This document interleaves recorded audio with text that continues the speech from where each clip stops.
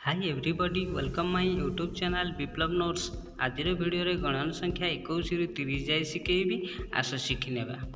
दैनंदिन जीवन में व्यवहार होता किसी स्टिक और किसी चूड़ी को मुझे आपण मैंने देखिपे पिला दुई 9टी लिखिए 9टी पर 3 संख्या लिखिने तार डाहाण पटरे 1 रु 9 जाए संख्या लिखिए 9 पर 0टी बसइबे। यहीपरि पिलामानंकु सहज और सरल भाव में बुझेले से लेखा सहित डाक भी सहजरे शिखिपारे। आसतु एबे आमे 21 रु 30 जाए शिखि नहीं जावा।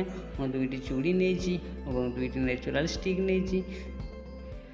चूड़ीर भीतर पार्श्वर आपण मैंने गार पकई नहीं जाए और 2टी स्टिक बंका रखी साइड्रे गार पकई नहीं जाए। एबे देखो संख्या 21टी बहुत सहज भाव में। नेक्स्ट संख्या को जीवा 2टी चूड़ी नेबा और 2टी नेचुरल स्टिक नहीं डाहाण पटरू तलू रखा और तार भीतर पार्श्व कि बाहर पार्श्व गार पकई नहीं जावा।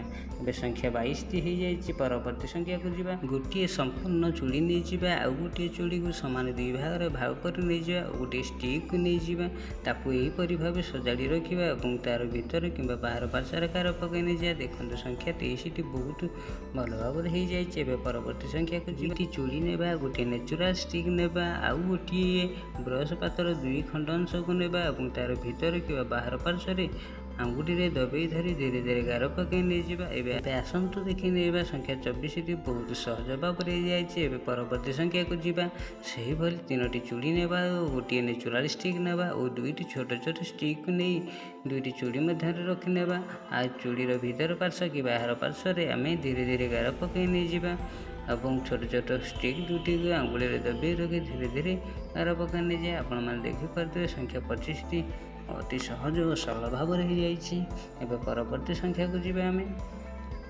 2टी चूड़ी नहीं गोटे चूड़ी संपूर्ण और गोटे चूड़ीर कट पीस नहीं और गोटे नेचुरल स्टिक नहीं। परवर्ती संख्या को जीवा आपण मैंने देखिपे 2टी चूड़ी और गोटे नेचुरल स्टिक आउ खंडे अधांश चूड़ी नहीं यार भीतर पार्श्व कि बाहर पार्श्व गार पकई नहीं जाए। एबे देखो संख्याटी संपूर्ण हो जाए। परवर्ती संख्या को आम जीवा